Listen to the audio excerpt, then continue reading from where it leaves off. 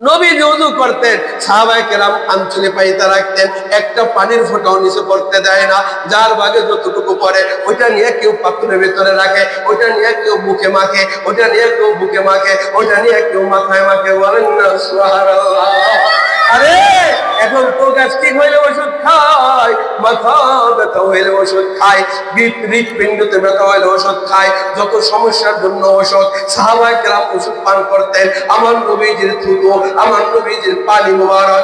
এই পানি মুবারক আমার নবীজির পান করার সঙ্গে সঙ্গে আল্লাহ নবীজির ছোঁয়ার কারণে ওই মানুষের রোগ থেকে আল্লাহ মুক্তি দান করতেন। বলেন সুবহানাল্লাহ। বলবেন হুজুর নবীজির ঘামে গেরান, নবীজির মুখে গেরান, নবীজির পানিতে গেরান, নবীজির পোশাবে গেরান, নবীজির পায়খানায় গেরান, নবীজির চোখের ঘরে যে ময়লা এটার ভেতরে গেরান, নবীজির শরীরের ভেতরে যে রক্ত এটাও ঘেরান, এটাও বড় মজাদার। উহুদের ময়দানের ভেতরে ওই যে দেখেন মালিক ইবনে সিনান, আল্লাহু আকবার, যখন কাফেরের পাথরের আঘাতে যখন আল্লাহু আকবার দান্দাল যখন কি হয়ে যায়, শিরস্থান যখন মাথার ভেতরে পড়া ঢুইকা যায়, এবার এক সাহাবী বলে ইয়া রাসূলুল্লাহ, কোনো টেনশন নাই। সাহাবায়ে কেরাম টেনশনে পড়ে গেলেন, নবীজির এই মাথার থেকে এই শিরস্থান থেকে কেমনে এই করা বের করবে।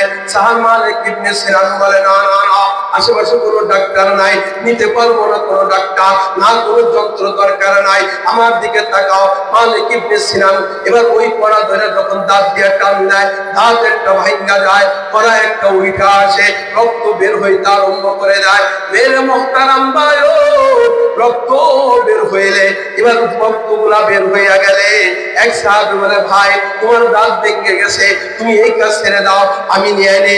ভাই না না না না, আমার মুখে যতগুলা দাঁত আছে নবীর এই করা মুবারক বের করতে যায়, যদি সব পড়ে যায় তা তো আমি তোমাদের কাছে দিব না। খোদা দর ইন্তজার হামদ মানি মোহাম্মদ চশমে বর্রাহে সনানি মোহাম্মদ আজ তুমি খাম খুদারা খুদায়া আজ তো হুব্বে মুস্তাফারা। আলহামদুলিল্লাহ, উত্তর জয়পাড়া চৌধুরী পাড়া যুব সমাজ ও এলাকাবাসীর উদ্যোগে 22তম বার্ষিক ওয়াজ মাহফিলের আজকে মধ্যমণি যিনি প্রধান মেহমান হিসেবে এতক্ষণ জিকিরে তালিম দিলেন, পাক ভারত উপমহাদেশের ফরাইজ আন্দোলনের মহান নেতা শহীদুল ইসলাম হাজী শরীয়তুল্লাহ রহমাতুল্লাহ আলাইহির ষষ্ঠ পুরুষ হাজী মুমিনুদ্দিন আহমেদ নওশাদ মিয়া আজকের মাহফিলের প্রধান বক্তা।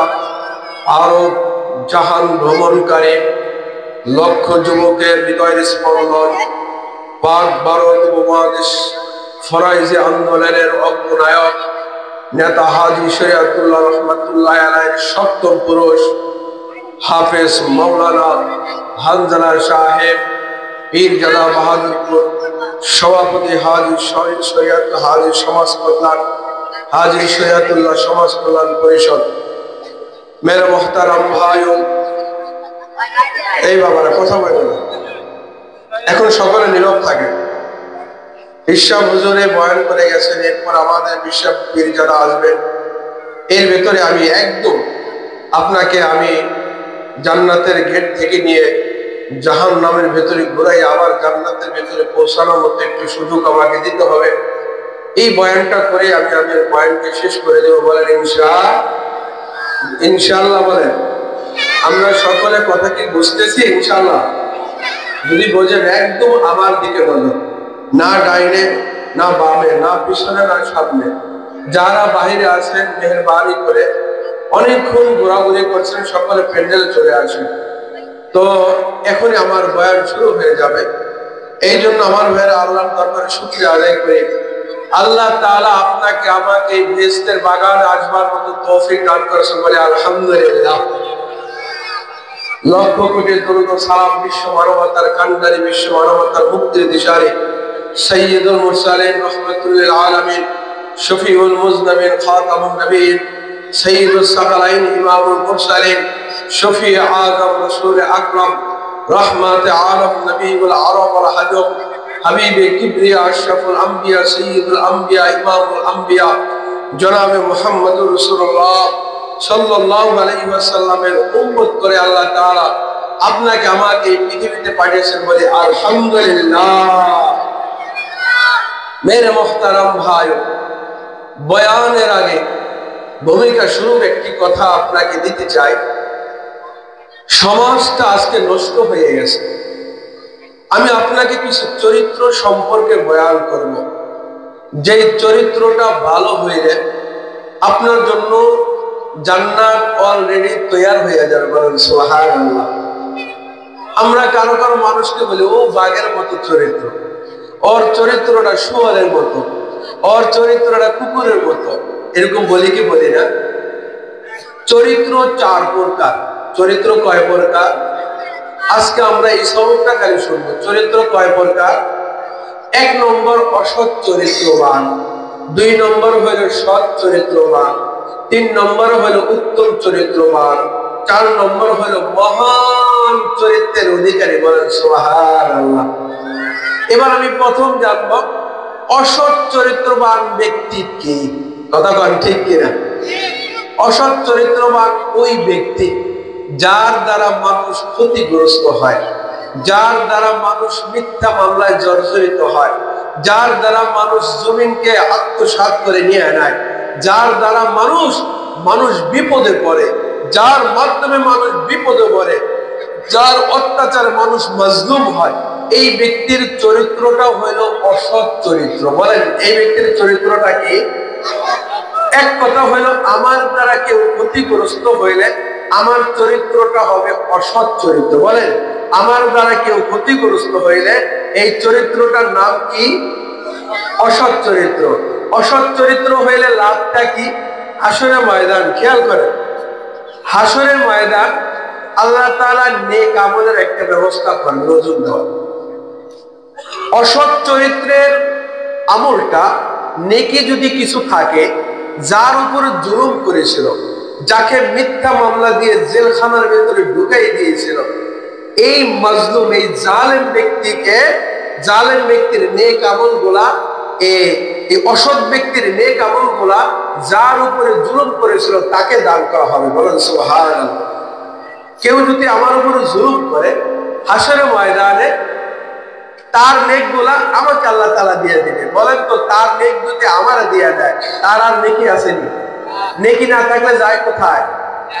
এবার বলেন অসৎ চরিত্র ব্যক্তির নেক নাই, সারা জীবন মানুষকে ক্ষতিগ্রস্ত করছে, সারা জীবন মানুষের উপরে টর্চার করছে, সারা জীবন মানুষকে ঘুমাইতে দেয় না, তো নেক যদি না থাকে, এই যার উপরে জুলুম করছে এর যে গুণাগুলা আছে এই গুণাগুলা তাকে দিয়ে দেবে।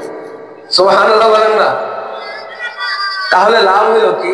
অসৎ চরিত্র ব্যক্তি, অসৎ চরিত্রবান ব্যক্তি হাসর ময়দানে একদম নিঃসম্বল হয়ে যাবে, যার একটা মাত্র নেকি থাকবে না।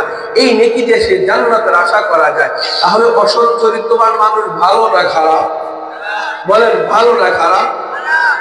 অসৎ চরিত্রবান হচ্ছেন না। সৎ চরিত্রবান কে? সৎ চরিত্রবান হইল ওই ব্যক্তি, উদাহরণ দিলে বুঝি।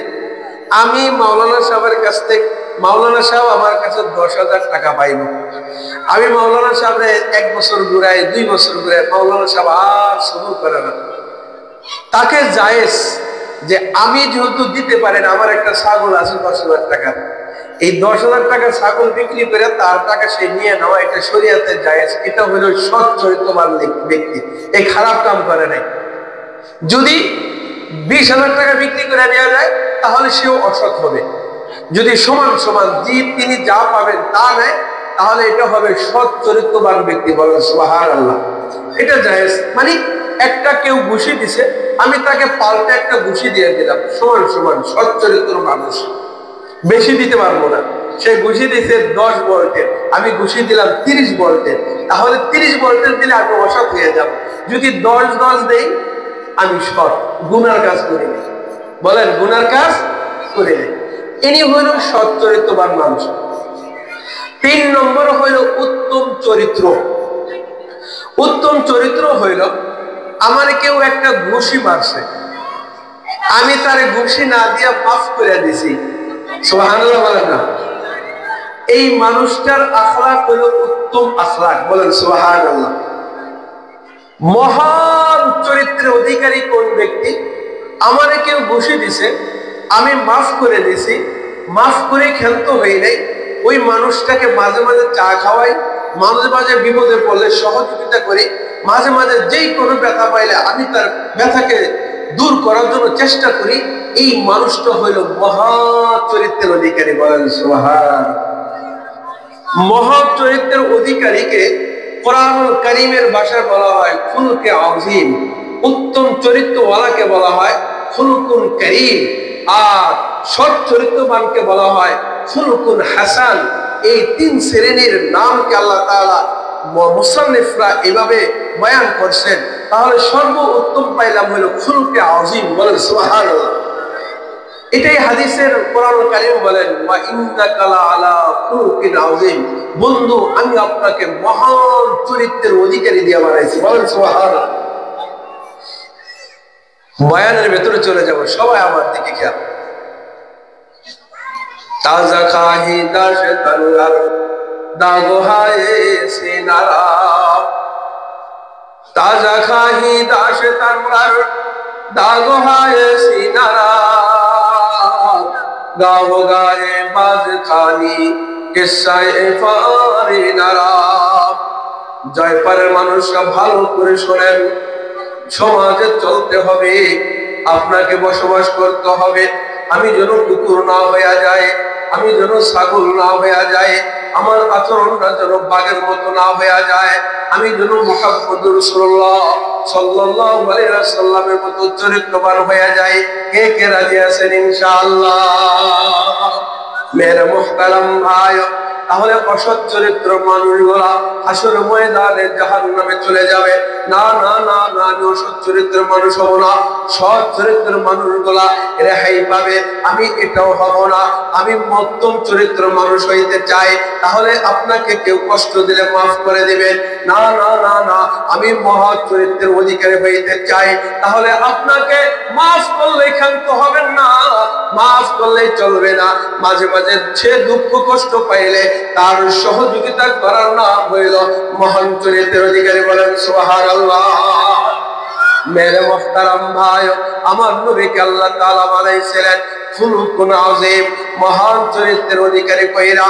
আমার নবীজির নামাজের এত প্রশংসা করে নাই, আমার নবীজির রোজার এত প্রশংসা করে নাই, আমার নবীজির জিকিরের এত প্রশংসা করে নাই, আমার নবীজির দান সৎকার এত প্রশংসা করে নাই, আমার নবীজির হজের এত প্রশংসা করে নাই। যত প্রশংসা আমার মাওলা তার বন্ধুর চরিত্র সম্পর্কে প্রশংসা করেছেন, বলেন সুবহানাল্লাহ। মেরে মুহতারাম ভাই, কেমন ছিল আমার বন্ধুর নামাজ, কেমন ছিল আমার নবীর নামাজ, কেমন ছিল আল্লাহ তাআলার হাবিবের নামাজ। এত নামাজ পড়ছেন, নামাজে দাঁড়িয়ে গেছেন, ঘন্টার পর ঘন্টা তেলাওয়াত করতেছে, সূরা ফাতিহা শেষ, সূরা বাকারা শেষ, সূরা আলে ইমরান শেষ, হইতেছে তো হইতেছে, কিন্তু বন্ধুর নামাজের মজা কমে না। মাওলার সাথে প্রেমের কথাবার্তা বলে, এক পর্যায়ে পা ফুইলা যায়। কিন্তু বন্ধু এত বড় বড় সূরা দিয়ে নামাজ পড়ছেন, দাঁড়াইতে দাঁড়াইতে পা ফুলে গেছে, এমন ভাবে প্রতিটা রাত কাটাইছেন। এই নামাজের প্রশংসা আল্লাহ তাআলা এত করেন নাই। আবার আমার নবীজি রোজা রাখছেন, রমজানের 30টা রোজা রাখছেন, আবার সপ্তাহের ভিতরে 2টা রাখছেন, কোন দিন সোমবার দিন সারা জিন্দেগি রোজা রাখছেন। ইয়া রাসূলুল্লাহ, আপনি কেন সোমবার দিন রোজা রাখেন? আল্লাহ রাসূল বলে, আমার মাওলা আমার জন্ম দিয়েছে সোমবার দিন, আমার মাওলা আমাকে জন্ম দিয়েছে সোমবার দিন, সোমবার দিন আমি শুকরিয়া আদায় করার জন্য সোমবার দিন আমি রোজা রাখি, বলেন সুবহানাল্লাহ। আমার নবীজি বৃহস্পতিবার রোজা রাখতেন। ইয়া রাসূলুল্লাহ, কেন প্রতিদিন বৃহস্পতিবার রোজা রাখেন? কয় মাওলার দরবারে সপ্তাহের আমলগুলা বৃহস্পতিবার রাতের ভিতরে পেশ করা হয়। আমার মাওলাকে আমি দেখাই দিতে চাই, আমার মাওলার কাছে যেন আমার আমলনামার রিপোর্টটা যায়। বৃহস্পতিবার রোজা অবস্থায় যেন আমার মাওলার কাছে রিপোর্টটা চলে যায়, এই জন্য আমি বৃহস্পতিবার রোজা রাখি, বলেন সুবহানাল্লাহ। শুধু তাই নয়, আমার নবীজির রজব মাসের রোজা, আমার নবীজির জিলকদ মাসের রোজা, আমার নবীজির জিলহজ মাসের রোজা, আমার নবীজির মুহররম মাসের রোজা, আমার নবীজির সফর মাসের রোজা, আমার নবীজির সব মাসের রোজা রাখছেন। কোনো সময় লাগাতার রোজা রাখতেন। মেরে মুহতারাম ভাই, এত রোজা আমার নবীজি রাখছেন, আল্লাহ তাআলা এত প্রশংসা করে নাই। আবার যদি আমার নবীজির দানের ব্যাপারে যাই, আমার নবীজি মন খুইলা দান করছেন, হাত বইরা দান করছেন, প্রবল বাতাসের ন্যায় দান করছেন। বাতাসের গতি যেমন, আমার নবীজির দানের গতি তেমন। দান করতে করতে এক পর্যায়ে দেখা যায় আমার নবীজি ঋণ কইরাও দান করছেন। বলেন না সুবহানাল্লাহ। কথা বোঝা যায়নি কাকা? নবীজি বৈশা রয়েছেন, মুসাফির একজন আইছে, ইয়া রাসূলুল্লাহ আমারে কিছু দেন। এবার নবীজি পকেটে দেয়, 500 টাকার তো কোনো নোট নাই, 10 টাকারও নোট নাই, 2 টাকাও নাই, 1 টাকাও নাই। এবার সব পকেট চেক করা শেষ। আমার নবীজি ছিলেন তো বড় আল্লাহু আকবার, আমার মাওলার প্রেমে পাগল ছিলেন, টাকার তো কোনো খেয়াল রাখে না। আমার পকেটে 100 টাকা থাকলে মাঝে মাঝে মনে করে শুধু 100 টাকা কি আছে কি আছে না, আর দুনিয়ার কোনো খোঁজ খবর থাকে না। পকেটে যদি 1 লাখ টাকা থাকে, দুনিয়া ধ্বংস হয়ে যায়। খালি মাঝে মাঝে পকেট ধরে, মাঝে মাঝে পকেটের দিকে তাকাই। কেন তাকাই? দেখি আমার 1 লাখ টাকা আসেনি, আমার নবীজির পকেটে টাকা নাই, নবীজির কোনো খেয়াল নাই। মুসাফির আইসা যখন দানের কথা বলছে, ইয়া রাসূলুল্লাহ কিছু দান করেন, নবীজির পকেটে দান নাই। এবার উপস্থিত সাহাবায়ে কেরাম বললেন, ও মিয়ারা, মুসাফির আছে, কিছু তোমাদের পকেটে থাকলে দাও। এবার তাদের পকেটে তালাশ করে, কারো পকেটে কিছু পায় না। ও মেরে মুহতারাম ভাই, এই পর্যায়ে নবীজি বলেন, আমার নাম নিয়া অমুক ব্যক্তির কাছে যাও, সে আমার নাম নিলে তোমাকে এত কিছু টাকা দিবে, আমি পরে তার ঋণ পরিশোধ করে দিব রে তার টাকা, তুমি আমার নাম বলে তার কাছ থেকে টাকা নিয়ে যাও। বলেন না সুবহানাল্লাহ। টাকা নাই কিন্তু পাশে জমিদার আছে একজন, আমি বললাম যে তার সাথে সুসম্পর্ক ভালো আছে, আমার নাম বললে তোমার 100 টাকা দিব, যাও, আমি তারাই 100 টাকা পরে পরিশোধ করে দেব। ওমর দাঁড়াইছেন, ইয়া রাসূলুল্লাহ ঋণ করে কেন দান করতে হইব? ওমর এই কথা বলার সঙ্গে সঙ্গে নবীজির চোখ, আরেক সাহাবী দাঁড়ায় বলে, হ্যাঁ নবীজি, আপনি ঋণ করে দান করেন। কেন দান করবেন? আপনি ফকির হইতে পারেন, আপনার কাছে টাকা নাই থাকতে পারে, আকামুল হাকিমিন আপনার মাওলার তো টাকার অভাব নাই। সুবহানাল্লাহ। কথা বলেন ঠিক কিনা? মেরে মুহতারাম ভাই, কথা যখন এসে গেল বলে দেয়, কেমন টাকার মালিক আমার নবীজিকে বানাইতে চাইছিলেন মাওলা, কিন্তু নবীজি নাই। আমার নবীজির 3 জিনিস পছন্দ। 1 নম্বর হলো আমার নবীজির আতর পছন্দ। সুবহানাল্লাহ বলেন। কি পছন্দ? আতর। নবীজি আতর মাখতেন কেমনে জানেন? আমি আর আপনি আতর ভাঙে, আতরটা খুলে এরপরে একটু হাতে লাগাই, একটু জামায় লাগাই, একটু দাড়িতে লাগাই, বাস শেষ। 1 আতরে 1 বছর চইলা যায়। নবীজি এমনি আতর লাগাইতেন না। নবীজির আতর গুলা আমরা যেরকম সরিষার তেল বাটির ভিতরে থাকলে সরিষার তেলটা ভালো মতন হাতে লাগাইয়া এবার হাতে মাখে, শরীরে মাখে, চেহারায় মাখে, মাথায় মাখে। কতক্ষণ ঠিক কিনা? সরিষার তেল আমরা এভাবে মাখি না? নবীজির আতর মাখাটা, নবীজির আতর পছন্দ। আতর ওইভাবে পুরো শরীরে মাখতেন, চেহারায় মাখতেন, হাত পায়ে মাখতেন। আমার মাওলা বলে, বন্ধু তোমার প্রেমে বানাইলাম আরশ, তোমার প্রেমে বানাইলাম কুরসি, তোমার প্রেমে বানাইলাম লৌহ, তোমার প্রেমে বানাইলাম কলম, তোমার প্রেমে বানাইলাম 7 আসমান, তোমার প্রেমে বানাইলাম হুরগেল মাঠ, তোমার প্রেমে বানাইলাম জান্নাত জাহান্নাম, তোমার প্রেমে বানাইলাম জমিন, তোমার প্রেমে বানাইলাম আসমান, তোমার প্রেমে বানাইলাম মানুষ, তোমার প্রেমে বানাইলাম জিন ইনসান, তোমার প্রেমে বানাইলাম আদম সফিউল্লাহ, তোমার প্রেমে বানাইলাম নূহ নজিউল্লাহ, তোমার কারণে বানাইলাম ইব্রাহিম খলিলুল্লাহ, তোমার কারণে বানাইলাম মুসা কালিমুল্লাহ, তোমার কারণে বানাইলাম ইব্রাহিম খলিলুল্লাহ, তোমার কারণে বানাই ইব্রাহিম ইসমাইল জবিহুল্লাহকে, তোমার কারণে বানাইলাম ঈসা রূহুল্লাহকে, তোমার কারণে বানাইলাম যুলকারনাইনকে, তোমার কারণে বানাইলাম বাদশাহ সুলাইমানকে, তোমার কারণে বানাইলাম বাদশাহ জামশিদ আলাইহিস সালামকে, তোমার কারণে বানাইলাম জাকারিয়া নবীকে, তোমার কারণে বানাইলাম ইয়াহইয়া নবীকে, তোমার কারণে বানাইলাম ইউনূস নবীকে, তোমার কারণে বানাইলাম ইয়াকুব নবীকে। ও বন্ধু, ও বন্ধু, তোমার বুঝি আতর পছন্দ আর আমি বুঝি তোমার সাথে কিপটামা করবো? না না, এ বন্ধু তোমার আর আতর ব্যবহার করা লাগবে না, আমি তোমার পা থেকে মাথা পর্যন্ত পুরা আতর বানাইয়া দিলাম। সুবহানাল্লাহ। পুরা শরীর আতর বানাই দিছে। কেমনে আতর বানাইছে জানেন? নবীজির শরীরে ঘাম ছিল বেশি, এই ঘাম ছিল বেশ কম্বরের মতো। নবীজির দরবারে যখন কেউ আসতেন, কেউ আইসা নবীরে তালাশ করতো না, এ আল্লাহ রসুল কোথায়? আমার বাড়িতে কেউ যদি আসে বলবেন, কেউ জিজ্ঞাসা করবেন যে মুফতি তরিকুল ইসলাম সাহেব কোথায়, আব্দুল জব্বার সাহেব কোথায়, আব্দুল কারিম সাহেব কোথায়? ঘরের থেকে জবাব আসবে, সে বাজারে গেছে, সে মাঠে গেছে, সে ঘাটে গেছে। কথা কন। আমার নবীজির কাছে কেউ যখন আসতো, তালাশ করতো না, আর কারো কাছে জিজ্ঞাসা করতো না। আয়েশা কি করতো জানেন? নাক টান দিতেন, নাক টান দিতেন, নাকে তাকে ইশারা কইরা দিত। নবীজি ডান রাস্তা দিয়ে চলে গেছেন, ডান রাস্তা দিয়ে দাওনা আরম্ভ করতেন। গ্রাম যত দূর যায় ওই আল্লাহর বান্দা রাস্তা দিয়া যায়। গ্রাম যেখানে যায় আসে ওখানে আল্লাহ রাসূল খাড়া, বলেন সুবহানাল্লাহ। এমন নবীওয়ালা ছিলেন, আমার নবীজি ছোট্ট একটা শিশু বাচ্চার মতো হাত রাখছেন। এর দয়ে পাড়ার মানুষ খেয়াল করে আমার নবীজির আতর খুব পছন্দ। আমার মাওলা তারে কেমন বানাইছে, ছোট্ট শিশুর মাথায় হাত রাখছেন।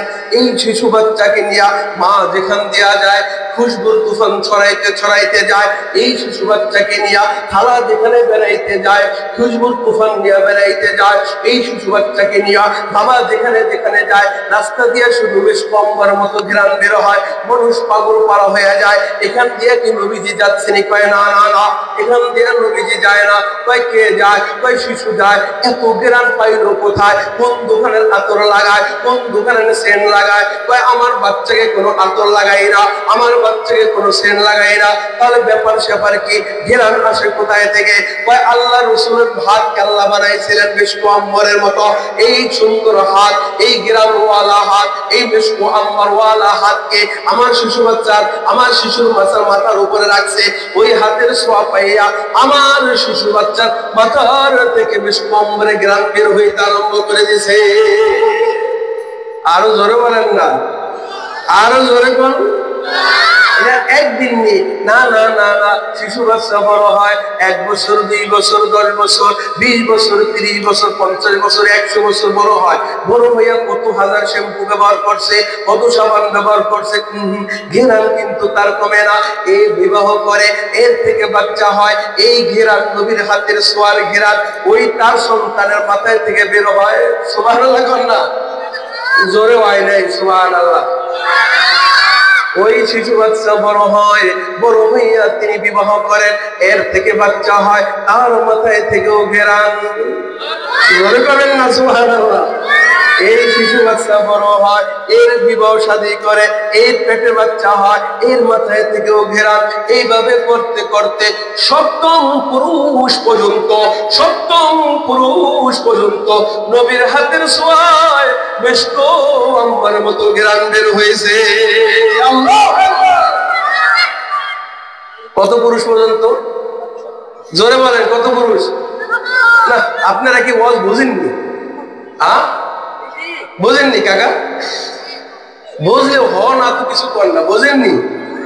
জোরে কন, শাইখে আসলে কিন্তু কথা কইতে, কথা না পেলে ওয়াজ করতে পারবো না। বোঝেননি? বুঝলেন? মাশাআল্লাহ। শোনেন, এক হাতের ছোঁয়ায় বাচ্চা সপ্তম পুরুষ পর্যন্ত ঘেরান বের হয়। বলেন তো কেমন ছোঁয়াটা সে পাইছে? সুবহানাল্লাহ, সুবহানাল্লাহ বলবেন না? আপনাদের মাঝে আছে হাজী শরিয়াতুল্লাহ রহমাতুল্লাহ আলাইহি সপ্তম পুরুষ পীরজাদা হানজালা। সুবহানাল্লাহ বলেন। নবীর এক হাতের ছোঁয়ায় সপ্তম পুরুষ পর্যন্ত ঘেরান।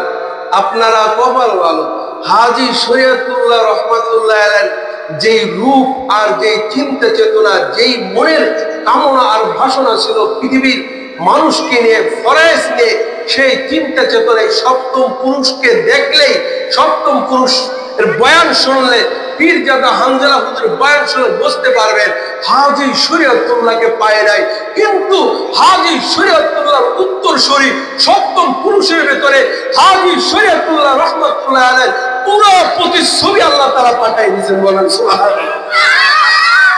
দেখলেই বুঝতে পারবেন কেমন রূপ আর কি গুণ, তার কথার কি রুহানিয়াত, কি বিনয় আল্লাহ তাআলা তাকে দান করছেন। বলেন সুবহানাল্লাহ। মেরে মুহতারাম ভাই, মজা লাগেনি? জোরে বলেন মজা লাগেনি? মেরে মুহতারাম ভাই, এই মেশক আম্বরের কথা কইলে ঘন্টার পর ঘন্টা যাইব, আমার মাকসাদে যাইতে পারবো না। আরেকটা হাদিস শুনে রাখে আমার ভাইয়েরা, আমার নবীজিকে আল্লাহ তাআলা এমন খুশবু বানাইছিলেন। হযরত আনাস রাদিয়াল্লাহু তাআলা আনহুর বাড়িতে আসছে। এত কথা কেন? এই কথা বললো না সবাই, কথা বলবা না তোমরা, শুধু সুবহানাল্লাহ জোরে কইবা, ঠিক আছে তো ইনশাআল্লাহ? সুবহানাল্লাহর সময় জোরে কইবা, কও তো সুবহানাল্লাহ, আলহামদুলিল্লাহ, আল্লাহু আকবার। এবার বুড়া কাকারা কইবেন, ওদের সাথে মিলেই সুবহানাল্লাহ কইতে হবে, যাতে করে ঘরের মানুষগুলা যারা বিড়ি খেয়ে ঘুমিয়ে গেছে তারা যেন উইঠা আসতে বাধ্য হয়। সুবহানাল্লাহ, আরো জোরে কান সুবহানাল্লাহ, মাশাআল্লাহ। এই যে সুবহানাল্লাহ পড়লেন, লস আসেনি? লস আসেনি কাকা? জান্নাতে গাছ খাড়ায় গেছে, একটু পরে বয়ান করবো, একটু সবর করেন। নবীজি আনাস রাদিয়াল্লাহু তাআলা আনহুর বাড়িতে আসছে। তো নবীজির শরীরে ঘাম মোবারক বেশি ছিল। খেয়াল করেন, আপনার আমার শরীরে ঘাম বেশি হলে দুর্গন্ধ হয়, আর নবীজির ঘাম ছিল মেশক আম্বার। সুবহানাল্লাহ বলেন। যত ঘাম তত ঘেরান, যত ঘাম, আর আমাদের শরীরের যত ঘাম তত দুর্গন্ধ, যত ঘাম তত। আইসে হাইটা হাইটা আনাস রাদিয়াল্লাহু তাআলা আনহুর বাড়িতে আইসা, যেমন আমাদের কৃষা বন্ধুরা আইসে রেস্ট নিতেছে, নবীজি আইসা ঘুমিয়ে গেছে। তো ঘুমিয়ে গেছে, হাইটা আসলে ঘাম বের হয় না, তো ঘাম বের হইতে আরম্ভ করেছে। আনাস রাদিয়াল্লাহু তাআলা আনহুর আম্মা কয়, সুযোগ পাইছি, নবীজির হাত মুবারক থেকে ঘাম মেশক আম্বারে ঘ্রাণ বের হইতেছে। আনাস রাদিয়াল্লাহু তাআলা আনহুর আম্মা এবার চামচ লইছে, চামচ লইয়া একটা আপনার পাত্র লইছে, এবার ওই ঘাম কোরাইয়া ওই পাত্রের ভেতরে রাখতেছে। নবীজি বলে, কে রে? আনাসের আম্মা, তুমি কি করো? কয়, ইয়া রাসূলুল্লাহ, আপনার এক ফোঁটা আতর, আপনার এক ফোঁটা ঘাম দুনিয়ার 1 গ্রামের ভেতরে যদি 1 গ্রামের আতরের ভেতরে যদি ফালানো হয়, এই 1 গ্রাম আতর পৃথিবীর শ্রেষ্ঠ আতরে রূপান্তরিত হয়ে যায়। আমি আপনার আতর, আমি আপনার ঘাম মোবারকে জমায়েত করে রাখতেছি। বলেন সুবহানাল্লাহ। মেরা মুহতারাম ভাই, শুধু কি নবীজির ঘামে গ্রাম, পায়খানাও নবীজির ঘ্রাণ, নবীজির প্রসাবখানায় ঘ্রাণ। নবীজি সাহাবায়ে কেরাম নিয়ে আলোচনা করতেছেন, হঠাৎ সকালে মনে পড়া যায় রাতের বেলা কোমরে ব্যথা, আমার নবীজি বের হইতে পারেন না, পাত্র আইনা নবীজি পাত্রের ভিতরে প্রসাব করলেন। নবীজির প্রসাব আর আমার প্রসাব এক না, আমার প্রসাব এই জায়গায় করলে 1 কিলোমিটার ভেতরে মানুষ নাক কইরা যায়, মানুষ দূরে দূরে চইরা যায়, কোন হারে হারামজাদা এখানে প্রসাব করলো, ঘরের কোনায় কোন প্রসাব করলো, দুর্গন্ধে থাকতে পারি না, বড়রাই প্রসাব করছে নয়তো ছোটরাই করছে। কথা কন ঠিক কিনা? আমার নবীজি রাতের বেলা যখন প্রসাবের চাপ দিছে, কোমর ব্যথায় যখন আর প্রসাবে দূরে যাইতে পারে নাই, নবীজি পাত্রের ভেতর প্রসাব করলেন, রেখে দিলেন পাত্রের খাটের নিচে। সকালবেলা বের হয়ে এলেন। এবার ওই যে ঘর মোছার জন্য, ঘর পরিষ্কার করার জন্য গোলাম আসছেন।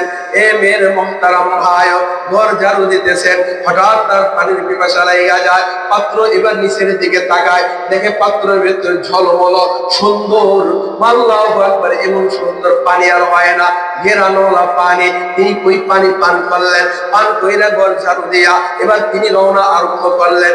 এই নবীজির পোশাক ওই বান্দির শরীরে যাওয়ার কারণে ওই বান্দি যেখান দিয়া যায় মেশক আম্বরে তুফান ছড়াইতে ছড়াইতে যায়। পান করছে কি? পোশাক পান করছে কি? এবার নবীজির মনে পড়া যায়, এই মিয়ারা এক সাহাবী, তুমি যাও আমার ঘরের চোখের তলায় পাত্রের ভেতরে পোশাক আছে, পোশাকটা ফেলে দিয়ে আসবো, আমার মনে নাই। এবার সাহাবী ঘরের ভেতরে যায়, কিন্তু কোনো পোশাক টোশাক পায় না, পাত্র খালি। ইয়া রাসূলুল্লাহ, কোনো পোশাক টোশাক নাই। আল্লাহ রাসূল বলে, রাত্রে বেলা শুইলাম, ওই দিক দিয়া খবর আসে আপনার ঘর ঝাড়ু দিয়েছে, যেই বান্দি ঝাড়ু দিয়েছে ওই বাদির শরীর দিয়া ঘ্রাণ বের হইতে আরম্ভ করে দিয়েছে। কি ব্যাপার, তোমার শরীরে ঘ্রাণ কেন? কয় ইয়া রাসূলুল্লাহ, আপনার ঘর ঝাড়ু দেওয়ার সময় আমার পানির পিপাসা লাগে, প্রসাবের কোনো গন্ধ টন্ধ না, এত স্বচ্ছ পানি দেখলাম, আমি পান করে ফেলেছি। ওই তুমি তো আমার প্রসাব পান করে ফেলেছো, তোমার জন্য জাহান্নামের আগুন হারাম হয়ে গেছে। মেরে মোহতারাম ভাইও, এই প্রসাব যদি গন্ধ হইতো তাহলে কি পান করতে পারতো না? প্রসাবে যদি দুর্গন্ধ হইতো, খাওয়ার সঙ্গে সঙ্গে তার ভেতর দিয়া ঘেরান কেমনে বের হয়? সুবহানাল্লাহ বলেন। নবীজির প্রসাবে ঘেরান, নবীজির পায়খানায় ঘেরান, নবীজি পায়খানায় চাপ দেয়, ওই যে ডাইনে দূরে 2-4-10 কিলোমিটার দূরে গাছ দেখা যায়, ইশারা করে গাছ তুমি এদিকে আসো। গাছ লাফাইতে লাফাইতে ঝড় শিকড় উঠাইয়া দ্রুত গতিতে নবীজির কাছে আসে। আবার বাম দিক থেকে রহিলাসে ইশারা করে, আয় আয় তুই এদিকে আয়, আমি দোজাহানের বাদশা, আমি পায়খানা করব। এবার 2 গাছ আইসা যায়, পাতায় পাতায় লাইগা যায়, ডালে ডালে লাইগা যায়, পুরা আবডাল হয়ে যায়, পুরা ঘেরাও হয়ে যায়। নবীজি যেখানে বসবে সেখানে কমটের মতো পায়া ফাঁকা হয়ে যায়। জমিন হা করে তাকায়া থাকে। এ জমিন কেন হা করে? আমার নবীজি যখন জমিন দিয়ে হাঁটতেন, জমিন চিৎকার মেরে বলতো, মাওলা তোমার বন্ধুর পায়খানা, তোমার বন্ধুর প্রসাব আমার পেটের ভিতরে যদি আসে, আমি জমিনের দাম বাইরা যাবে অন্য অন্য জমিনের চাইতে, আমি জমিনের শান মান তোমার কাছে কোটি গুণ বাইরা যায়। বলেন সুবহানাল্লাহ। জমিন হা করে থাকতো, গাছ লাইগা যায়, নবীজি পায়খানা করবেন, জমিন হা হইয়া যায়। এবার জমিন হা হইয়া যায়, নবীজির পায়খানা প্রসাব শেষ করে। এবার সাহাবায়ে কিরামের ভিতরে কৌতূহল, নবীজি এইভাবে পায়খানা করে, নবীজির পায়খানা মুবারকখানা দেখবো, নবীজির পায়খানাটা কেমন। সাহাবীদের মনে একদিন চিন্তা চেতনা জাগলো, নবীজির পায়খানাটা কেমন হবে। এবার যখন পায়খানা শেষ, নবীজির প্রসাব মুবারক করা শেষ, গাছে ইশারা করে, গাছ তুমি তোমার আপন জায়গায় চলে যাও। এই কিছুক্ষণ আগে গাছ এখানে আসছিল, গাছ লাফাইতে লাফাইতে আবার আগের জায়গায় চলে যায়। বামের গাছকে ইশারা করে, বামের গাছ আগের জায়গায় চলে যায়। নবীজি ওখান থেকে বের হয়। এবার সাহাবায়ে কিরাম দূর পাইরা নবীজি যেখানে পায়খানা করেছিলেন ওখানে দূর পাইরা যায়। এবার ওখানে যাইয়া কোনো পায়খানা খুঁজে পায় না, কোথায় নবীজি পায়খানা করলেন। সব জায়গা পরিষ্কার, সব জায়গা সুন্দর, সব জায়গা হইল আগের মতো। মেরে মোহতারাম ভাইও, আল্লাহ এটা কেমন করে হয়? নবীজি যখন পায়খানা করে, জমিন পায়খানাকে নিয়ে যাওয়ার জন্য, পেটের ভিতরে নিয়ে যাওয়ার জন্য হাত করে তাকায় থাকে। সুবহানাল্লাহ বলেন, সুবহানাল্লাহ বলেন। মেরা মুহতারাম ভাইও, কেমন আশিক রে আশিক, নবীজির পায়খানা মুবারকের বয়ান করে আল্লাহু আকবার। হাদিয়া আছে 20 টাকা, আলহামদুলিল্লাহ বলেন। এটা খুব ভালো মানুষ, কারণ গান হই না আপনারা 1000 দেন, 500 দেন, কোনোদিন ওয়াজ শুননা তো টাকা দেন না। কি কথা কোন ঠিক কিনা? মনের মতো ওয়াজ হয়ে গেলে তারে কিছু হাদিয়া দেওয়া একটু শূন্য। সুবহানাল্লাহ বলেন। মেরা মুহতারাম ভাইও, আমি ওই দিকে যাব না। আমার নবীজির প্রসাবে ঘেরান, আমার নবীজির পায়খানায় ঘেরান, আমার নবীজির থুতু মোবারকে ঘেরান। নবীজি যখন থুতু ফালাইতেন, এই থুতুটাকে মেরে মুহতারাম ভাইও, মেরে মুহতারাম ভাইও দেন বিসমিল্লাহ। ঠিক আছে। মেরে মুহতারাম ভাইও, আমার নবীজি থুতু যখন ফালাইতেন, সাহাবায়ে কেরাম হাত পাইতে রাখতেন, এই থুতুকে জমিনে পড়তে দিত না, হাতে নিতেন। এই হাতের এই নবীজির এই থুতু মোবারক কেউ মুখে নিত, কেউ গালে মাখত। সুবহানাল্লাহ বলেন না। নবীজি ওযু করতেন, এ মিয়া ওযুর পানিটাও জমিনে পড়তে দিত না।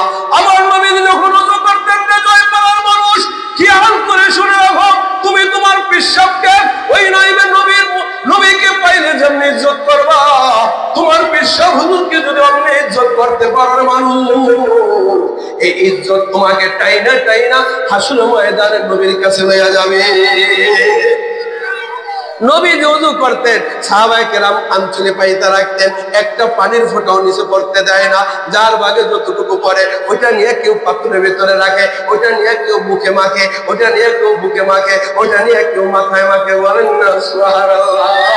আরে এখন তো গ্যাস্ট্রিক হইলে ওষুধ খায়, মাথা ব্যথা হইলে ওষুধ খায়, হৃৎপিণ্ডতে ব্যথা হইলে ওষুধ খায়, যত সমস্যার জন্য ওষুধ। সাহাবায়ে কেরাম ওষুধ পান করতেন। আমার নবীজির থুতু, আমার নবীজির পানি মুবারক, এই পানি মুবারক আমার নবীজির পান করার সঙ্গে সঙ্গে আল্লাহ নবীজির ছোঁয়ার কারণে ওই মানুষের রোগ থেকে আল্লাহ মুক্তি দান করতেন। বলেন সুবহানাল্লাহ। বলবেন হুজুর নবীজির ঘামে গেরান, নবীজির মুখে গেরান, নবীজির পানিতে গেরান, নবীজির পোশাবে গেরান, নবীজির পায়খানায় গেরান, নবীজির চোখের ঘরে যে ময়লা এটার ভেতরে গেরান, নবীজির শরীরের ভেতরে যে রক্ত এটাও ঘেরান, এটাও বড় মজাদার। উহুদের ময়দানের ভেতরে ওই যে দেখেন মালিক ইবনে সিনান আল্লাহু আকবার, যখন কাফেরের পাথরের আঘাতে যখন আল্লাহু আকবার দান যখন কি হয়ে যায় শিরস্থান, যখন মাথার ভেতরে পড়া ঢুইকা যায়, এবার এক সাহাবী বলে ইয়া রাসূলুল্লাহ কোনো টেনশন নাই। সাহাবায়ে কেরাম টেনশনে পড়ে গেলেন নবীজির এই মাথার থেকে এই শিরস্থান থেকে কেমনে এই করা বের করবে।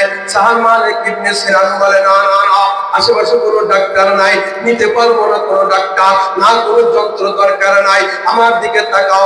মালিক ইবনে সিনান এবার ওই পড়া ধরে যখন দাঁত দিয়ে টান দেয়, দাঁত একটা ভাঙা যায়, পড়া একটা উঠা আসে, রক্ত বের হইতে আরম্ভ করে দেয়। মেরে মুহতারাম ভাইও রক্ত বের হইলে এবার রক্তগুলা বের হইয়া গেলে এক সাহাবী বলে ভাই তোমার দাঁত ভেঙে গেছে, তুমি এই কাজ ছেড়ে দাও, আমি নিয়ে নি। ভাই না না না না, আমার মুখে যতগুলা দাঁত আছে নবীর এই করা মোবারক বের করতে যায় যদি সব পড়ে যায় তা তো আমি তোমাদের কাছে দিব না।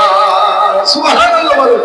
মেরে মুহতারাম ভাই নবীজির করা মোবারক যখন ওখানে হয়ে গেল, ওখান থেকে রক্ত বের করে আরম্ভ হয়ে যায়। মালিক ইবনে সিনান চুপ চুপ করে পান করতে আরম্ভ করে দেয়। না না না না, এই রক্ত জমিনে পড়তে দেওয়া হবে না, এই রক্ত বের হইতে দেওয়া হবে না। এই রক্ত যদি জমিনে পড়ে মাওলা আর এই জমিনকে ঠিক রাখবেন না। চোখ লাগাইয়া চুপ চুপ করে রক্ত পান করে ফেলে। নবীজি বলে ও মিয়া শুইনা না, আমার রক্ত যার শরীরের ভেতর প্রবেশ করছে ওই শরীর জাহান্নামে যাবে না। সুবহানাল্লাহ। মেরে মুহতারাম ভাইও এ আমার ভাইরা আল্লাহু আকবার, রক্ত যদি তিতা হয়, রক্ত যদি চুকা হয় তাহলে কেমনে নবীজি রক্ত চুপ চুপ করে পান করে বলেন না সুবহানাল্লাহ। কোন কথার থেকে কোন কথা আয়া গেল। আমার নবীজির আতর খুব পছন্দ, আমার মাওলা নবীজিকে আতর বানাইয়া দিলেন। নবী যেখান দিয়া যায় মিষ্ক আম্বরের মতো খুশবু ছড়াইতে ছড়াইতে যায়। সুবহানাল্লাহ। এই কথা কি বোঝা যায় ইনশাআল্লাহ? এবার আসেন 2 নম্বরে আমার নবীজির পছন্দ হইল কি জানেন নি? খানা। আল্লাহ তার রাসূলের কাছে পবিত্র খানা, হালাল খানা খুব পছন্দ। আল্লাহ পাক বলে বন্ধু তোমার যেহেতু খানা পছন্দ, আমি পুরো মক্কাটাকে কি বানাই দেই? স্বর্ণ বানাইয়া দেই। তুমি এই স্বর্ণ তোমার পিছনে পিছনে ঘুরবে, যখন মনে চাইবে স্বর্ণ দিয়ে তুমি তোমার ও মনের মতো করে খানা খাইবা। বলেন সুবহানাল্লাহ। নবী যেটা নেন নাই এই কথাটা বুঝাইতে যাই। আরেকটা বলে যাই নবীজির 3 নম্বর পছন্দ ছিল পবিত্র নারী, নেককার বিবি। আমার নবীজির পছন্দ খাদিজাতুল কুবরাকে নিয়ে যখন দীর্ঘ সময় তিনি ছিলেন খাদিজাতুল কুবরার হায়াত অবস্থায় নবীজি বিবাহ শাদী করেন নাই। আমার নবীজির একটা পছন্দ ছিল হইল নেককার বিবি। রব্বে কাবা বলে বন্ধু তোমার যেহেতু পবিত্র নেককার নারী পছন্দ, আমি তোমার একটা বিয়া দিব। সুবহানাল্লাহ বলেন। রব আল্লাহ তাআলা তার বন্ধুর ঘটকালি করব। সুবহানাল্লাহ বলেন না। পৃথিবীতে আর কারো ঘটকালি আল্লাহ তাআলা করেন নাই। ঘটকালি বুঝেননি? ঘটকালি মানে কি মধ্যমে যে থাকে মাত্র পোলার পক্ষ পোলার ছবি মায়ারে দেখায়, মায়ার ছবি পোলারে দেখায়, ঠিক কিনা? পছন্দ হইলে আপনাদের ভেতরে বিবাহ শাদী হবে ইনশাআল্লাহ। তো আল্লাহ তাআলা তার বন্ধুর যেহেতু নেককার স্ত্রী পছন্দ, তিনি একটা কৌটার ভেতরে জিবরাইলের মাধ্যমে আম্মা জান আয়েশা সিদ্দিকা রাদিয়াল্লাহু তাআলা আনহার ছবি দিয়া জিবরাইলের মাধ্যমে পাঠালেন, বন্ধুর কাছে যাও, বন্ধুরে দেখাও, আমি আল্লাহ পাঠাইছি, যদি তার পছন্দ হয় এই মেয়ের সাথে আমার বন্ধুর বিয়ে দিয়ে দিবি। সুবহানাল্লাহ বলেন। আরো জোরে বলেন না সুবহানাল্লাহ। জিবরাইল আসে, ইয়া রাসূলুল্লাহ এই যে কৌটার ছবির দিকে তাকান, তাকায় দেখো অপরূপ সুন্দরী কি ব্যাপার, কি জন্য দেখায় এরা? আপনার বন্ধু, আপনার স্রষ্টা, আপনার মাহবুব, আপনার মাশউক চায় আপনার যদি পছন্দ হয় এই মেয়ের সাথে আপনাকে বিবাহ দিয়ে দিবে। সুবহানাল্লাহ। নবীজি মুস্কি হাসি দেয়া বলে, হ্যাঁ মাওলা যদি চায়, আমার পছন্দ হয়েছে, আমিও বিয়ে করতে রাজি আছি। সুবহানাল্লাহ। নবীজি আম্মা জানের 6 বছরে কালা আল্লাহ তাআলা এই পাত্র বিয়া ঠিক করে। 9 বছরে কালা আম্মা জান আমার নবীজির ঘরের ভিতরে আসেন। এই 9 বছরের সময় আল্লাহ রাসূল যদি একটা স্ত্রীকে বিবাহ করে সংসার করতে পারে, 18 বছরের হওয়ার একদিন আগে বাকি হয়ে এলে এরা কিনে জেলখানায় নেয়, এই পুরুষরা কিনে জেলখানায় নেয়। এটা শরীয়তের পরিপন্থী আমল। কথা কন ঠিক কিনা? কি আছে কি আছে না? 17 বছর মাইয়া কাগরা যুবতী হয়ে গেছে, দেহ এবং শরীর স্বাস্থ্য ভালো হয়ে গেছে, বিবাহর যোগ্য এখন দিয়ে দেওয়া দরকার, কিন্তু 18 বছর নিকা পারে না, পরকীয়া করে, প্রেম করে, হ্যান ত্যান করে, গুনার কাজ করে। এটা সরকারে দেখে খুব হাসি, খুব মজা পায়, কিন্তু মেয়েটাকে বিবাহ দিয়ে দিলে এর থেকে হাসান বসরি জন্ম নেয়, এর ভেতরে হাজি সৈয়দুল্লাহ জন্ম নিত। কথা ঠিক কিনা? এই যে একটা আইনের, আল্লাহর আইনের উপর বালেগা হলেই বিবাহ করতে পারে। কথা বল ঠিক কিনা? এটা আল্লাহ রাসূল দিয়ে দেখাই দিছে, আর আমরা আইন পাশ করছি। এই বিরুদ্ধে কথা কইতে দেয়, কিন্তু বহুত আলেমরা জেলখানার ভিতরে শেষ। কথা বল ঠিক কিনা? এটা কি কোনো অপরাধ করছিল আলেমরা? বাংলাদেশে যত জেলখানা ভরছে আলেম দিয়ে, কোনো অপরাধ না, কোনো অপরাধ না। মিথ্যা মামলা দিয়ে জঙ্গি, জামা, শিবির, এই সংগঠন এইভাবে মিথ্যা অপবাদ 4-5টা দিয়ে জেলখানার ভিতরে মাসকে মাস, বছরকে বছর মানুষকে মেরে মেরে শেষ পর্যন্ত আল্লামা দেলাওয়ার হোসেন সাইদির পর্যন্ত ছাড়ে নাই, বাবু নগরী পর্যন্ত ছাড়ে নাই। কথা কন ঠিক কিনা? শেষ পর্যন্ত পৃথিবীর ভেতরে একজন মর্দে মুজাহিদ আল্লামা মামুনুল হক সাহেবকেও তারা জেলখানার ভেতরে কিভাবে রিমান্ডে দিয়েছেন, ইতিহাস শুনবেন, চোখ দিয়া পানি বের হইতে হইতে শেষ হয়ে যাবে। কথা বলেন ঠিক কিনা? এক আলেমের ইতিহাস মামুনুল হক সাহেব জিজ্ঞাসা করেন, হুজুর আপনার আঙ্গুল গুলা এরকম বেঁকা হয়ে গেছে, মানে পুরো মুখটা হুট্টে হয়ে গেছে। তো হুজুর আমি যখন জেলখানায় গেছি আমার এই আঙ্গুলের ভেতর দিয়া তার কাটা পিড়ে ঢুকাইতো, পিড়ে ঢুকাইয়া পরে এইভাবেই খেলতো না, এই তার কাটাকে মোমের আগুনের ভেতর সেকা দিত, তার কাটা গরম হইতো, আর আমার এই আঙ্গুল পর্যন্ত। কেমন কষ্টটা আপনি খেয়াল করেন? এটা কোন ধরনের শাস্তি? আঙ্গুল গুলার সব পুচ্ছে গেছে, কোনো অপরাধ না।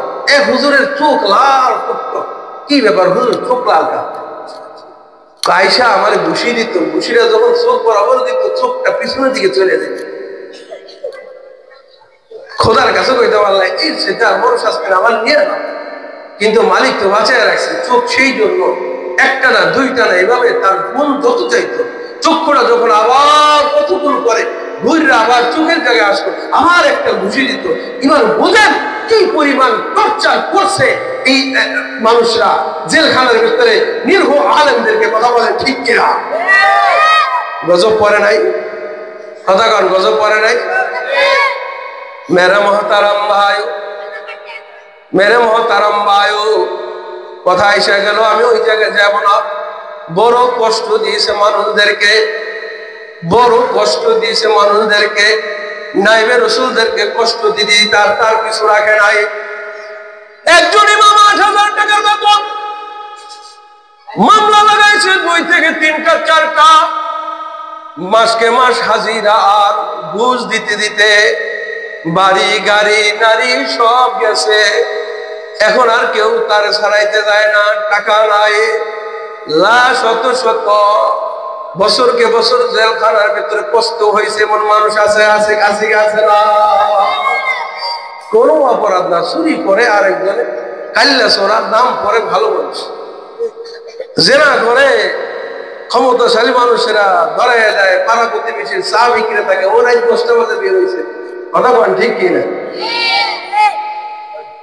একদিন আপনার বিচার হবে হাসর ময়দানে। কি বিচার? এই অসৎ চরিত্রের মানুষেরকে যার উপর জুলুম করছে তার গুনাহগুলা এর আমলনামায় দিয়ে জাহান্নামে পাঠিয়ে দেবে। বলেন নাউজুবিল্লাহ। মেরে মুহতারাম ভাই, আলোচনা চলতেছিল আমার মাওলার আমার মাওলা আমার নবীজির রোজা এত পরিমাণ রোজা রাখছেন, রোজার এত প্রশংসা করে নাই। আমার নবীজি এত নামাজ পড়ছেন, নামাজের প্রশংসা এত করে নাই। আমার নবীজি জিকির করছেন, জিকিরে এত প্রশংসা করে নাই। আমার নবীজি দান সৎকার করছেন, দান সৎকার এত প্রশংসা করে নাই। আমার নবীজির সুন্দর চরিত্র, আমার নবীজির উত্তম চরিত্রের ব্যাপারে যত প্রশংসা করছেন, আর কোন ইবাদতের বেলায় এত প্রশংসা করে না। সুবহানাল্লাহ। এই জন্য আপনাকে চরিত্রবান হতে হবে, অসৎ চরিত্রবান হওয়া যাবে না। সৎ চরিত্রবান হইলে বাঁচবেন, উত্তম চরিত্র হইলে আরো ভালো। যদি মহৎ চরিত্রের অধিকারী হন তাহলে শোনাই সোহাগা, তাহলে আপনার সিফাত লেগে যাবে। ওয়া ইন্নাকা লাআলা খুলুকিন আযীম। আমার নবী ছিলেন মহৎ চরিত্রের অধিকারী। আপনি যদি ওই চরিত্রের অধিকারী হয়ে যান তাহলে কেমন ভাবে জানেন নে, আমার নবীজির ঘরখানা যেখানে আপনার ঘরখানাও থাকবে সেখানে। সুবহানাল্লাহ। আরো জোরে করবেন না সুবহানাল্লাহ। এমন চরিত্রবান আমার নবীজি ছিলেন, এত প্রশংসা আমার নবীজি করছেন। শুধু জানা একটু আগে আপনাকে বুঝাইতে চাই, ওই যে মক্কায় যারা গেছেন, বুড়ির ঘর যারা দেখছেন, 1450 বছর আগের যেই খুঁটি, যেই খাম্বা, যেই ডাল এখনো পর্যন্ত বুড়ির ঘরের উপর অগ্নে রাখছেন। জগৎবাসীর মানুষকে দেখাইতে চায় মাওলা, আরে খুঁটি উল্লায় ধরে পোকায় ধরে, বুড়ির এই খুঁটি উল্লায় আর পোকায় ধরে না। সেই জানালা দেখে আসছি, ওই জানালার উপর দিয়া উপরে পাহাড়, ওই উপরের পাহাড় থেকে আমার নবীজির উপর আবার পাথর নিক্ষেপ করেছিল। পাথরকে মাওলা বলেছিল, পাথর ওই যার খাতিরে তরে বানাইছি, তুই ওখান থেকে তরে ছাড়ছে, খবরদার এক ফুটাও নিচে নামবি না। পাথরের সাথে লাগাও নাই, নিচের সাথেও ট্যাক লাগানো নাই। এই পাথর স্বর্ণের উপরে ভাসমান। আরো জোরে কোন সুবহানাল্লাহ। এই যে পাহাড় থেকে পাথরটা ছাড়ছে, তো পড়ার পরে হুকুম এখান থেকে ফাঁকা, এখানে এসে যেখানে জমা হইব এখানে ফাঁকা, পুরা বিশাল এক পাথর শূন্যে আল্লাহ ঝুলে রাখছেন। বলেন সুবহানাল্লাহ। ওইটার সামনে মসজিদ একখানা ছিল। তো বুড়ির বাড়ি পাশ দিয়ে যাইতো, বুড়ি মানুষের কথা শুনি না, নবীজির ওই তার বাড়ির সামনে রাস্তার উপরে কারা খুঁইটা খুঁইটা গাইতে গাইতে রেখে দিত, যাতে করে নবীজির পায়ে বিদ্ধ লাগে, মানে ঢুইকা যায় আর নবীজি আরো বেশি পায়। কিন্তু ও তো জানে না এই কাঁটাটাকে পা দেওয়ার সঙ্গে সঙ্গে ফুল বানাই দিত আল্লাহ তাআলা। সুবহানাল্লাহ। সুবহানাল্লাহ বলেন, সুবহানাল্লাহ বলবেন না? আখলাক একটু বুঝাবো। মেরা মুহতারাম ভাইও, দীর্ঘদিন পথের উপরে কাঁটা পাওয়া যায়, নবীজি রাগ হন না, মাফ করে দেন। নবীজি ব্যথা পান না, কষ্ট পান না। একদিন দুই দিন কাঁটা দেখে না রাস্তার উপরে, কি ব্যাপার পথে কাঁটা নাই কেন? নবীজির চিন্তা হয়ে যায়, নবীজির মায়া লাইগা যায়। হা হা হা হা, বুড়ির কি কোনো অসুবিধা হইল কিনা, বুড়িমার কি অবস্থা হইল, আজকে কেন আমার পথে কাঁটা লাগায় না, আজকে কেন পথে কাঁটা দেখি না। এবার নবীজি নামাজে পড়ার পরে এবার নবীজি বুড়ির ঘরের দিকে যায়। এবার দরজা মহিলা সালাম দেয়, ও বুড়ি সালামের উত্তর দেয়, বুড়িমা আপনি বিছনায় শোয়া?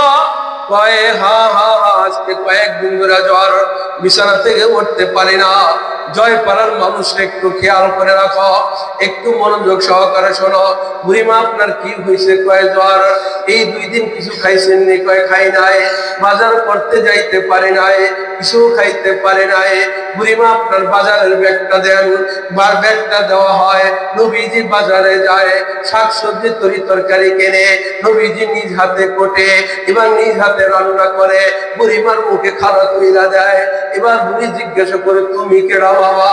কয় আমি জেল পথের উপরে কাটা আপনি বিদ্ধ করে রাখতেন, যে মুহাম্মদকে আপনি গালি দিতেন, আমি হইলাম সেই মুহাম্মদ। আল্লাহু আকবার বলেন। তুই এমন সোনার মানুষ মানুষটারে নিয়ে আমি কষ্ট দিছি। হা হা হা, এত ভালো ভালো মানুষ তো আর জগৎ হইতে পারে না। তোমার চেহারা পূর্ণিমার চাঁদের ন্যায় চকচকে, তোমার চেহারা পূর্ণিমার চাঁদ তো হার মানায়। আরে পূর্ণিমার চাঁদের গায়ে কালো দাগ থাকতে পারে, মোহাম্মদ তোমার চেহারায় কালো দাগ নাই। এত সুন্দর চেহারা মানুষকে না দেখা না দেখা এত কষ্ট দিয়েছি। ও আল্লাহ রাসূল, আপনি আমার পরে দেন লা ইলাহা ইল্লাল্লাহু মুহাম্মাদুর রাসূলুল্লাহ। একাएक কেনে মুझको जगाया, जगा कर सो मुसीबत में फसाया। इश्क अव्वल दर्दले माँ छू के पैगामी शवार, ताना सोजद शम्या के हर वाना शैदानी शवार। जू जलाता है किसी को वो भी जलता है जरूर, शमा भी जल जाते हैं पर वाना जल जाने के बाद। मेरे मुहतरम भाइयों, এবার আল্লাহ পাকের মোহাব্বত লাগা যায়। এবার আল্লাহর দরবারে আল্লাহর কলবের ভিতরে বুড়ির জন্য মায়া লাগে। ইশকে আউয়াল, আল্লাহু আকবার, আল্লাহ পাকের করে যখন ইশকের আগুন লাগা যায়, এই বুড়ির কপালে ইমান নসিব করে। বুড়ি পয়লা যায়, ইয়া রাসূলুল্লাহ আপনি আমার কালেমা পড়ে মুসলমান বানায়া দেন। বলেন সুবহানাল্লাহ। লা ইলাহা ইল্লাল্লাহ, জোরে জিকির করেন লা ইলাহা। গোলাপ মানে জিকির করে, গুনারা করে, আমাদের গুনাহ নাই। লা ইলাহা ইল্লাল্লাহ, লা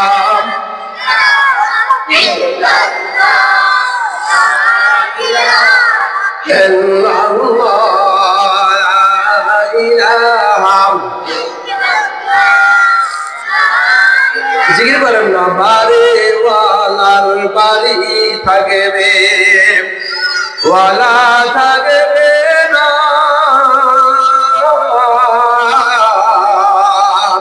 গাড়ি ওয়ালার গাড়ি থাকবে, ওয়ালা থাকবে না। লা ইলাহা ইল্লাল্লাহ, বুড়া বাবারা জিকির করে লা ইলাহা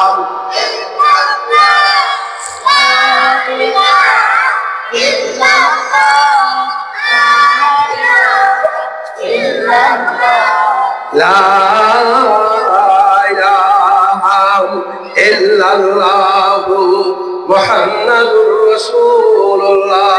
সকলে বলি সাল্লাল্লাহু আলাইহি ওয়াসাল্লাম। মাঝে মাঝে বয়ান করি আমরা ঘন্টায় ঘন্টায়, একটু মাঝে মাঝে 2 মিনিটের জন্য একটু জিকির করতে কই। জবানটা যে বন্ধ রাখে, এই জবানকে এরকম সবসময় বন্ধ রাখতে পারেননি স্যার দোকানে যাইয়া? কাজে লাগলে বন্ধ করে রাখতে পারেননি? বিবির সাথে ঝগড়া লাগলে তুফানের মতো ছোটে, ঘইর মতো ছোটে, কিন্তু মাওলা পাকের জিকির, আপনার এক জিকির হতে পারে আপনার গুনাহ মাফ হয়ে যাবে। সুবহানাল্লাহ। এটা দুনিয়ার কোন স্লোগান না যে নেতা নেত্রী পছন্দ করবো, এটা হলো রব্বে কাবা পছন্দ করে। বলেন সুবহানাল্লাহ। মাঝে মাঝে জিকির করতে কব কেন? এই যে আমরা একটু সেবা দিব, আপনাদেরকে দিতে দিতে একটু ক্লান্ত হয়েছে, এই ক্লান্তটা দূর করব, এই দিকটা আপনার জাতের জিকির, নফি ইসবাতের জিকির হয়ে গেল। সুবহানাল্লাহ বলেন। রাগ করলেন? তাহলে এবার চলেন বয়ানের মগজের ভিতরে যাই। মেরে মুহতারাম ভাই, চরিত্র নিয়ে বয়ান করতেছিলাম। অসৎ চরিত্র আর মহান চরিত্রের অধিকারী। অসৎ চরিত্র মানুষদের দ্বারা মানুষ ক্ষতিগ্রস্ত হয়। কিয়ামতের ময়দানে রব্বে কাবা বিচার আচারের ব্যবস্থা করবেন। আপনার বরাবর থাকবে আল্লাহ পাকের আরশ।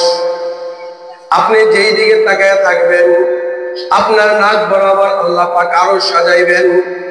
আরশের ডাইনে আল্লাহ পাক জান্নাত সাজাইবেন, আরশের বামে সাজাইবেন জাহান্নাম, আরশের ডাইনে জান্নাতের ডাইনে সাজাইবেন হাউজে কাউসার। জাহান্নামের বামে সাজাইবেন মিজানের পাল্লা। বলেন সুবহানাল্লাহ। তাহলে একটা জিনিস শিখে রাখেন, হাসরের ময়দানে আপনার বরাবর আল্লাহ পাক 5টা জিনিস সাজাইবেন। কয়টা জিনিস? বরাবর থাকবে আরশ। বলেন বরাবর কি থাকবে? আরশটা কেমন? এই যে স্টেজ যেমন, আরশটা ধরে নেন কবর। কেউ কেউ বলছেন দোতলা ঘরের মতো, ইমাম গাজালি। তো স্টেজের মতো আরশ থাকবে, আরশের উপর চেয়ার থাকবে। এই আরশের ডাইনে আল্লাহ তাআলা সাজাইবেন জান্নাত। বলেন সুবহানাল্লাহ। জান্নাত কয়টা? 8টা। বলেন জান্নাত কয়টা? 1 নম্বর জান্নাত, এর উপরে 2 নম্বর জান্নাত, এর উপরে 3 নম্বর জান্নাত, 3 নম্বর উপরে 4 নম্বর, 4 নম্বর উপরে 5 নম্বর, 5 নম্বর উপরে 6 নম্বর, 6 নম্বর উপরে 7 নম্বর, 7 নম্বর উপরে 8 নম্বর জান্নাত সাজাইবেন। সুবহানাল্লাহ বলেন, আরো জোরে বলেন সুবহানাল্লাহ। 1 নম্বর জান্নাত 100 তালা বিশিষ্ট হবে। এক একটা তালা কত বড় হবে? জমিন থেকে আসমান যত দূর, 500 বছরের রাস্তা। তোমার 100 তালার একটা জান্নাতের 1 তালা হবে জমিন থেকে আসমানের মতো কত দূর। সুবহানাল্লাহ। জান্নাতের 1 তালার ভিতরে আদম আলাইহিস সালাম থেকে ঈসা কিয়ামত পর্যন্ত যত আলেওয়ালা উম্মতকে যদি ঢুকানো হয়, জান্নাতের 1 তালাও ভরবে না। সুবহানাল্লাহ। তাহলে স্তরে স্তরে জান্নাত সাজাইবেন। হাসর আরশের বামে আল্লাহ তাআলা জাহান্নাম সাজাইবেন। 1 নম্বর জাহান্নাম, এর নিচে 2 নম্বর জাহান্নাম বানাবেন। 2 নম্বরের নিচে 3 নম্বর জাহান্নাম বানাবেন। 3 নম্বর নিচে 4 নম্বর জাহান্নাম। 4 নম্বর নিচে 5 নম্বর জাহান্নাম। 5 নম্বর নিচে 6 নম্বর জাহান্নাম বানাবেন। 6 নম্বরের নিচে 7 নম্বর জাহান্নাম বানাবেন। এই 7 নম্বর জাহান্নাম তৈরি হয়ে গেল। এবার জান্নাতের ডাইনে আল্লাহ তাআলা হাউজে কাউসার বানাইবেন। জাহান্নামের বামে আল্লাহ তাআলা মিজানের পাল্লা দাঁড় করাইবেন। সুবহানাল্লাহ। তাহলে কয়টা জিনিস হইল? 5টা। কয়টা? কিছু কিছু লোক কোন দিকে মুরাকাবা করতেছে বুঝতেই না, তাকাইতে আছেন। ওই যে কাকায় এখনো কোন জায়গায় তাকাই রয়েছে খবর নাই। নারায়ে তাকবীর, নারায়ে তাকবীর, নারায়ে তাকবীর। হামজা সাহেবের আগমন, কোরআন বাতার আগমন। আজকের মাহফিলের পক্ষ থেকে লাল গোলাপের শুভেচ্ছা। নারায়ে তাকবীর।